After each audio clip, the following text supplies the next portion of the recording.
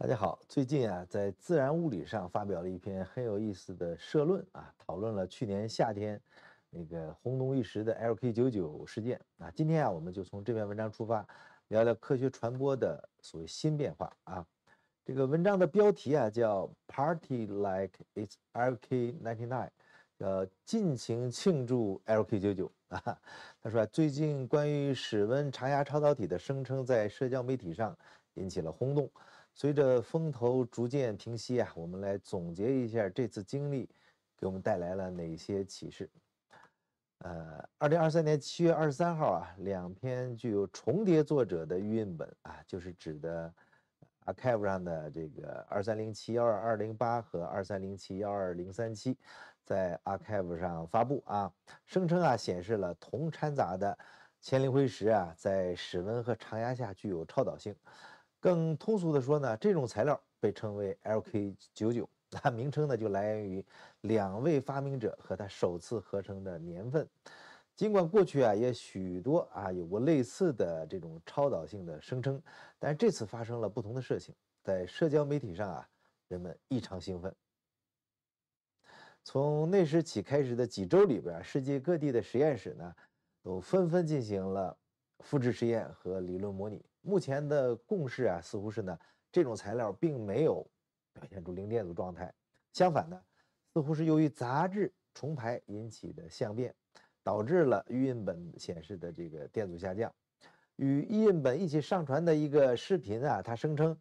展示了样品的悬浮啊，但这个现象呢，通常被认为是超导性所伴随的这种完美的抗磁响应啊，但更可能是由普通的磁性现象来解释的。然而，我们注意到，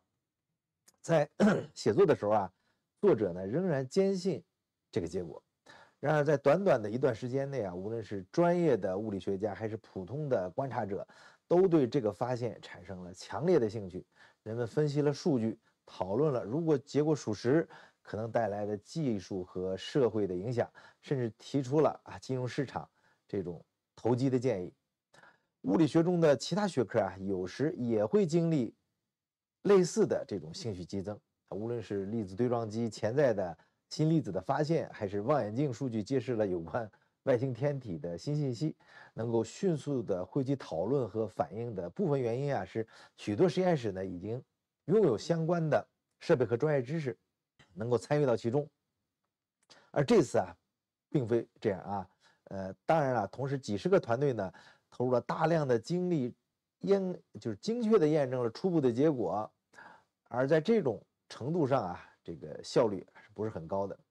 与过去形成对比的是呢，传统的同行评审啊，会出现这种情况的时候会更加谨慎啊，他们对于就是凝聚态物理啊和材料科学中的许多工作来说，这是一种不太常见的情况啊，因为这些领域的研究成果呀，通常不太容易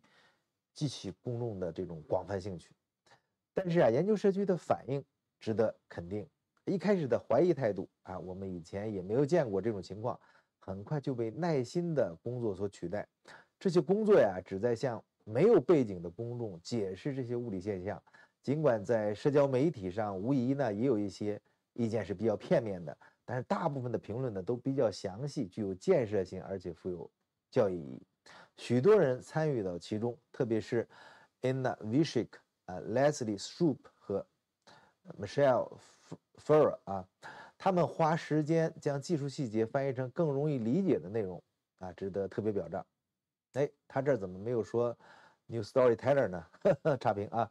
那么同时呢，我们应该反思预印本啊在这个故事中扮演的角色啊，可以说呀，许多预印本的优势啊在这里得到了充分的展示。结果的这种快速传播啊，任何想参与讨论的人都能轻松的参与，以及辩论的迅速解决。而且呢，如果没有这些预印本和随之而来的这个复制实验啊，也许呢一些有趣的材料行为特性啊就不会被发现。但你也可以争辩说，像这样的特殊高调案例不一定能很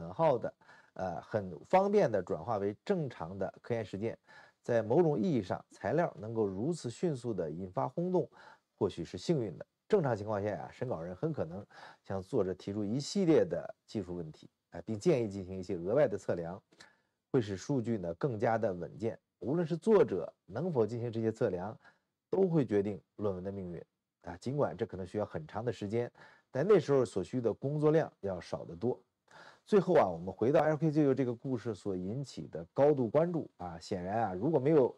预印本，这种关注是不太可能发生的。无论 LK99是否最终证明具有超导性，这都是一次有意义的物理讨论机会，并且凸显了当代研究的这种激动人心的潜在影响。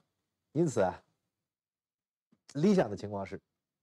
研究界能够找到一种方法啊，将这次新获得的这个粉丝和群体啊，继续吸引并保持参与。我们集体开始解开一些令人着迷的物理概念，比如磁性、传输、能带结构，并讨论它们对技术的影响，以一种许多人认为比以往更容易理解的方式。然而啊，这种故事也涉及到了凝聚态物理学中的一些琐碎的问题，比如杂质的作用以及使材料具有实际应用性的细节。这些问题啊，往往会被忽视，但在这个案例中呢，它们却无法被忽视。尽管社交媒体往往充满了负面情绪啊，毕竟并非所有的宣传都是好宣传。LK99的故事表明啊，经过深思熟虑的建设性的参与是能够成功的。因此啊，我们将这个看作是一种挑战，对我们自己来说，也是对其他人来说，参与其中。哎，这就是这篇文章啊，就一页不长啊，这篇文章的全文啊，大部分观点呢我是比较赞同的。我们之前啊不少视频里面也提到过这个预印本啊对学术垄断的反击啊，比如说发表学术观点还需要多个部门的审核，这样的机制呢恐怕是很难啊获得突破性的创新的。这也是过去啊，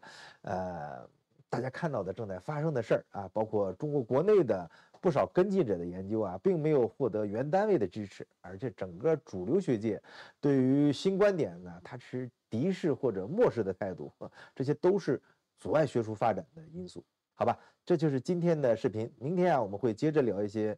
最新的几篇关于史文超导的文章。谢谢大家收看，我们下次再见，拜拜。